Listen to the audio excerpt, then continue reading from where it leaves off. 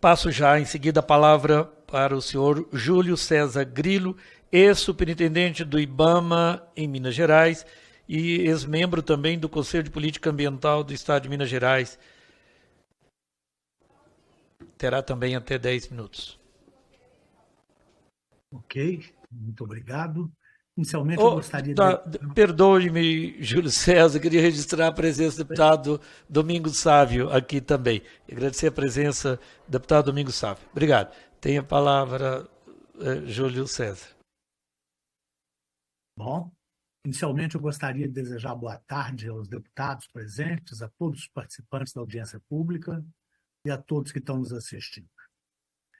Eu gostaria também de agradecer à Comissão Externa de Fiscalização sobre os Cumprimentos de Barragem, aí em nome do deputado, e pelo convite para participar dessa importante audiência pública. Eu queria iniciar dizendo ao povo gaúcho que eu sinto muitíssimo por tudo que estão passando. Tá? Isso é uma coisa que afeta a gente profundamente. Queria também lhes desejar uma nova legislação ambiental Ministério Público de Minas Gerais, com a participação do promotor responsável por acompanhar as barragens em Minas Gerais, Lucas Trindade, com a participação do Fórum Permanente São Francisco, Euler, que já falou aí comigo, Sandoval, que vai falar, o próprio Daniel, e da empresa de consultoria AECOM, que é uma consultora para o Ministério Público sobre o assunto de barragens. Nessa reunião, o consultor nos apresentou a situação geral de Forquilhas 3. Aqui, vocês me desculpem, mas eu vou repetir algumas coisas que o Paniagua já colocou e que o Euler já colocou. Mas é porque faz parte do desenvolvimento de um raciocínio. Tá? Então, esse consultor da ECOM nos apresentou a situação geral de Forquilhas 3 e detalhou o problema apresentado no dreno. Nos mostrou imagens e dados coletados em campo. Em seguida, mostrou detalhadamente o que está sendo feito pela Vale no dreno, que é a inserção de um sistema de filtros por dentro do dreno, conforme já foi mostrado aí pelo Paniagua.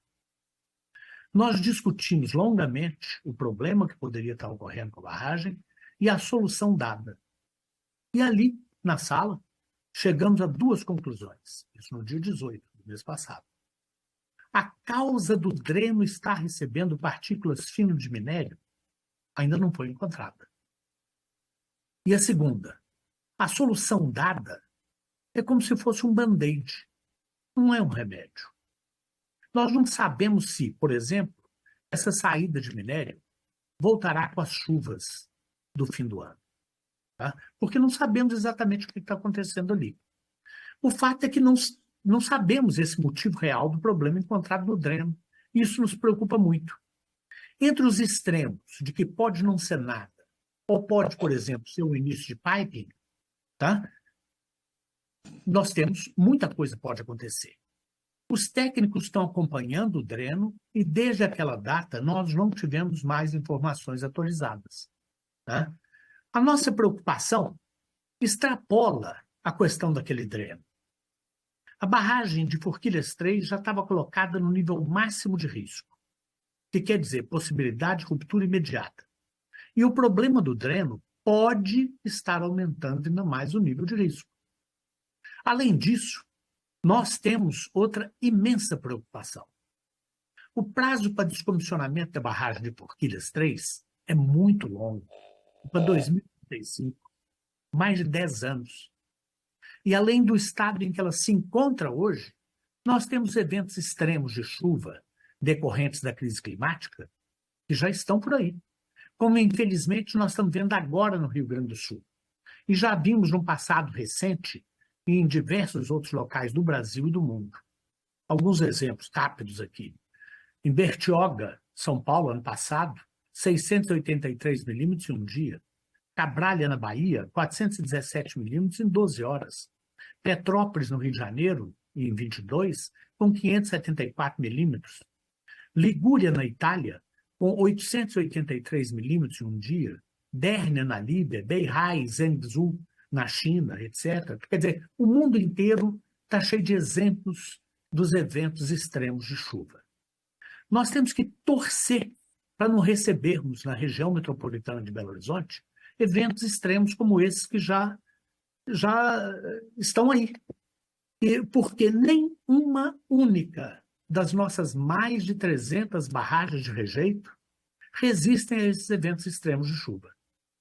De acordo com a FEA, resposta a uma pergunta feita pela Assembleia Legislativa de Minas Gerais, essas mais de 300 barragens de rejeito que nós temos aqui em Minas resistem a um máximo de 350 milímetros de chuva em um dia, pelo cálculo de chuva decamilenares, que se baseiam no histórico que nós já tivemos de chuva. E a realidade hoje é outra. Ou de 400 pelo cálculo de chuva por PMP, precipitação máxima possível. Bom, se cair na região metropolitana, aquífero ferrífero, uma chuva que seja metade da que está caindo no Rio Grande do Sul nessa semana que passou, nós teremos provavelmente o rompimento de dezenas de barragens de rejeitos, quase que simultaneamente. E aí uma má notícia, ou duas. As barragens de Mariana e Brumadinho não são das maiores que nós temos em Minas. Nós já assistimos o tamanho do impacto do rompimento dessas barragens. E elas não são das maiores. Nós temos, na região metropolitana, barragem com mais de 20 vezes o volume de Brumadinho. Onde nós, com Brumadinho, nós perdemos o rio Paracatu e mais de 270 vidas. Podemos perder, por exemplo, de 3 a 5 mil vidas em Congonhas, no caso da barragem de Caso de Pedra romper. Ou perder o Rio São Francisco integralmente no caso de rompimento de outras barragens, que podem romper em função de um evento extremo desses de chuva. O artigo 24 da Regulamentação 095 da ANM terá que ser repensado aos eventos extremos de chuva decorrentes da crise climática. Muito bem, vão ter que ser adequados a isso. E, recentemente, o Paniagua, que está aí presente, nos informou que será revisto a partir de agosto desse ano. Eu acho que essa revisão tem que ser rápida e a ação por parte dos responsáveis das barragens tem que ser muito rápida. Lembrando que um desastre com a barragem de rejeitos carrega danos em potencial que são muito maiores do que se fosse uma barragem de água. No caso do rompimento de uma barragem de água, você tem todo esse sofrimento que nós estamos assistindo no Rio Grande do Sul. Tá? Mas depois a água vai embora. No caso da lama, a lama fica. Nós estamos vendo isso sobre o Rio Doce e Paraupeba. Sobre cidade. Passou por cima de uma cidade, ela ficou debaixo da lama. Acabou, pronto. Você não... e você vê agora que, apesar de tudo que foi dito no início, a Vale, Samarco, PHP, não consegue retirar essa lama. Tá? Então, muito bem, se a gente perde o Rio São Francisco com o rompimento de uma barragem de 280 milhões de metros cúbicos, 28 vezes Brumadinho, como é que nós vamos retirar essa lama do Rio São Francisco? E se ela for tóxica? E se ela, por exemplo, for de uma barragem como a barragem de Paracatu, da Kinross, que tem arsênio, cianeto e mercúrio? Isso vai ficar no leito do rio por décadas, talvez séculos. E vai acabar com o Rio São Francisco até o mar.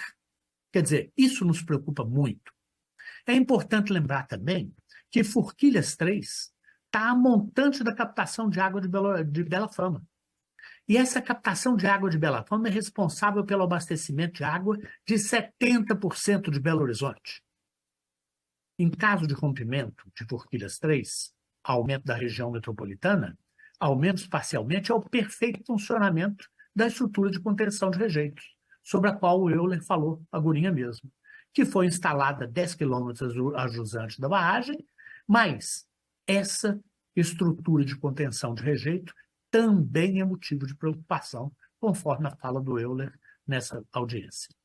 Eu acho que é isso que eu gostaria de dizer para você, porque Minas tem que se preocupar muito e muito rapidamente com esses eventos extremos, quer dizer, com as consequências dos eventos extremos sobre as barragens de rejeito que nós temos no Estado. Vocês tentem imaginar o que é que pode ser o rompimento simultâneo de muitas dessas barragens. fica um dano, por exemplo, em mortes muito maior do que no caso do Rio Grande do Sul. Sobre a permanência do dano, também será muito maior do que no Rio Grande do Sul.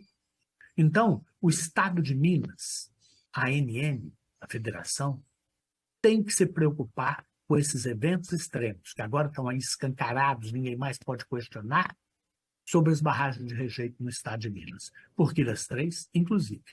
Por Quilas 3, como eu disse acima, ela não precisa nem de uma chuva tão forte quanto essas do Rio Grande do Sul. Já que ela está no nível 3 de risco, ela pode cair com uma chuva bem menor. Tá? Era isso que eu queria dizer. Novamente agradeço pela oportunidade de manifestar minhas preocupações. Um abraço a todos. Obrigado. Nós que agradecemos a contribuição e participação do senhor Júlio César Grilo. Passo de imediato a palavra